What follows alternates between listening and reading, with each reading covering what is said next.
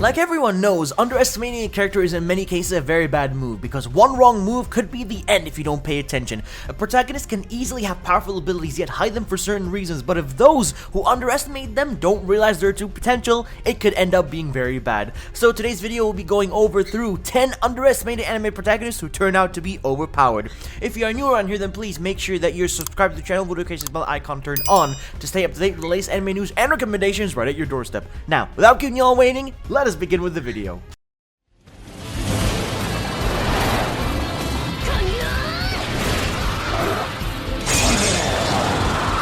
Starting this list off with Bushi Road. This is a mech series created by Kinema Citrus in 2013, and plot-wise, it was surprisingly quite good. The original was there in some ways or another, although it was kinda short for only an hour and a half. It feels like the transition was very rushed, but it was pretty well put.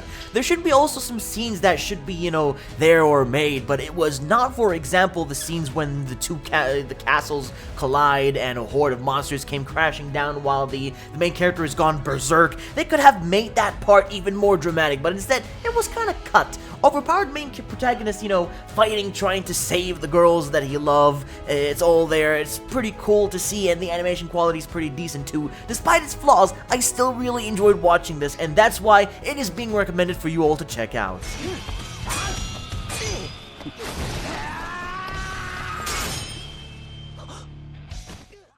Dragonar Academy. Where do I start with the series? The story is very generic. It's a harem fantasy filled with plot, if you know what plot actually means, and some battles.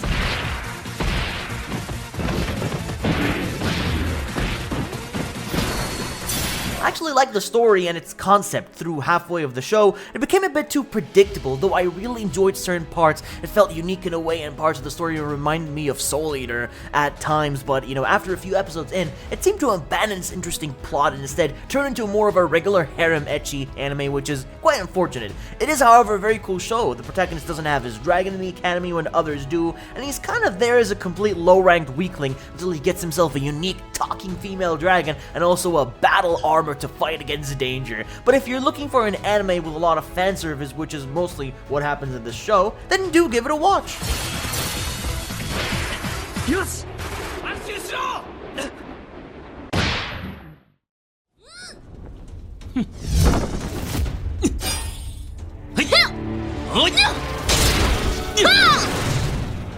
Brought to us by Fok Films, creators of the Chinese anime Full-Time Magister, this anime is called Way of Choices, Fighter of the Destiny. Slow start and pacing, and to be honest, it's not really an action-heavy series, but more of a fantasy drama with an interesting story of a genius-like protagonist. Now, if you're expecting the main character to be overpowered, then this anime is truly not really for you, because he doesn't have any superpowers whatsoever. Each episode does, however, pick up and gets better over time, despite its slight lack in animation, because, well, it's a Chinese anime after all. It's still quite the entertaining fantasy drama anime, which I can happily recommend to you all. Spare Me Great Lord is a really great Chinese animation series, to be honest. Story is about a teenager that gets great power suddenly and tries to hide it.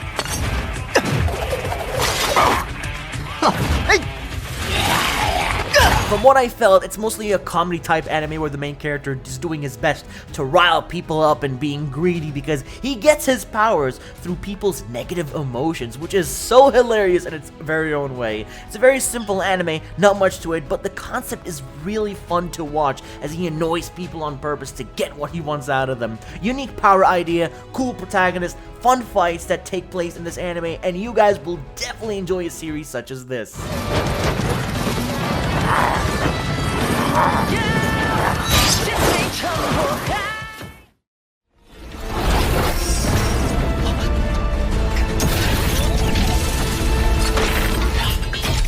There is truly only one word to describe a series such as 86, and that is how much of a masterpiece it really is. This is a mecha anime, a genre known to be extremely underrated because, to be honest, not everyone likes the idea of robots or mechs, but this one is a major exception, as it's quite possibly the best mecha anime of all time, thanks to A1 Pictures and their glorious adaptation. Discrimination, privilege, pride, and an unlikely bonds forms the basis of 86. There is also indeed a lot of information to take in from this anime, from watching it, but it does an amazing job with its story and also its vast characters that fight in a war, operating spider-like robots, which is just super cool to witness.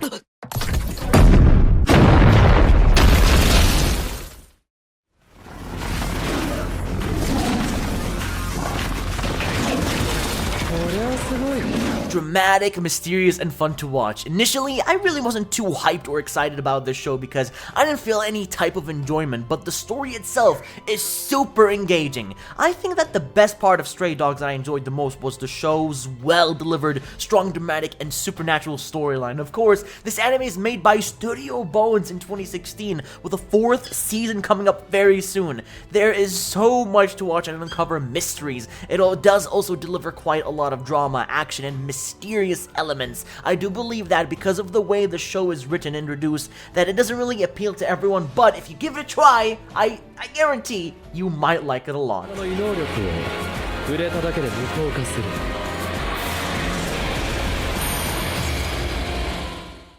Kyoto Animation is a very well-known studio for their beautiful animation work and quality output in their anime, and while all that is clearly present and well-made in Musaigen no Phantom World, it does have a big flaws that drop it down to, not being the best, but still entertaining enough to watch.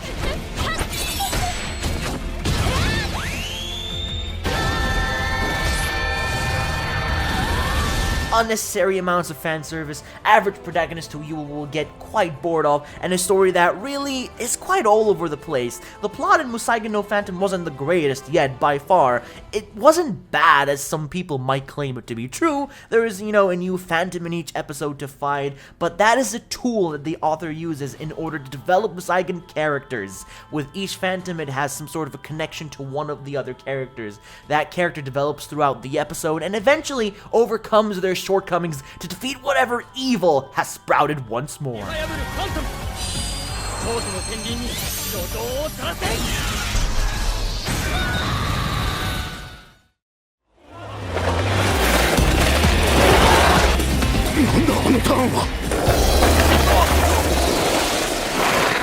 Now this right here is a show about a secret underground skateboarding race in which it is perfectly acceptable to just straight up clock your opponent to the face with your longboard and give them permanent brain damage, and it's so much fun! Characters often pull off skateboarding moves that break the laws of physics. One character rides an electronic AI skateboard that calculates wind speed, another salsa dances on a skateboard while it's going downhill at 80 miles per hour. Despite the over-the-top way the show handles the skateboarding side of things, it nails the realness of its character relationships. The chemistry between the main cast is incredibly believable. They feel like a real-life group of friends with their own inside jokes and habits. The best episodes in the series are the ones featuring the gang that just hang out and have fun together. It feels authentic. Plus, there's great character development, not only for the two main leads, but for the majority of the cast.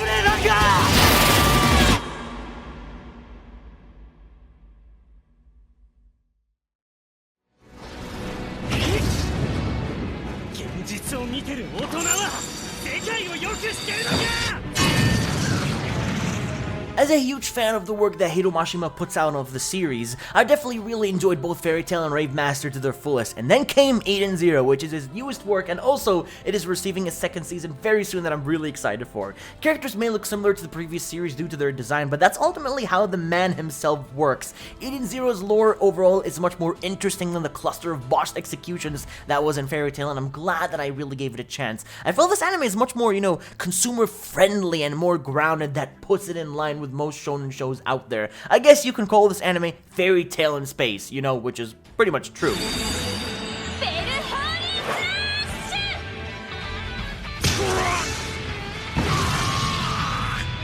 To enjoy Eden Zero, however, is to have an open mind about not thinking that it's gonna be like Fairy Tail, because as much as the resemblances are present, it's a journey of the characters that make up the story that make or break the experience of watching a standard tropey shonen. Now finally on this list I'm recommending to you all is Danmachi, a fantasy anime that is quite popular following the trope of a protagonist who starts extremely weak to becoming one of the strongest adventurers there ever was.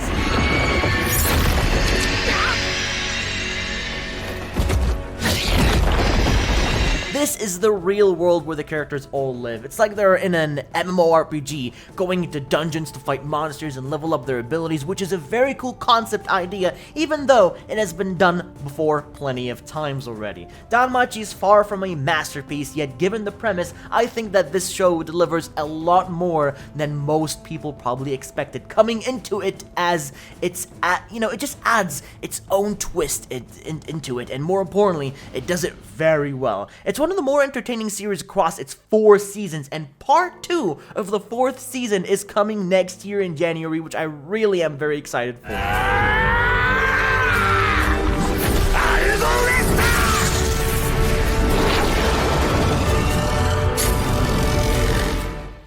Looks like you just made it to the end of the video and witnessed 10 anime where the main character is humiliated for being weak but turns out to be stronger than everyone else. So if I've managed to leave any anime out in particular that you thought would be a great addition on the list, then please let me know in the comment section down below, as I'd love to hear your video or opinion, or just comment down below what you thought about the video in general, as I'd always appreciate the feedback. Enjoy the rest of your day, and I'll be seeing you all in the next one.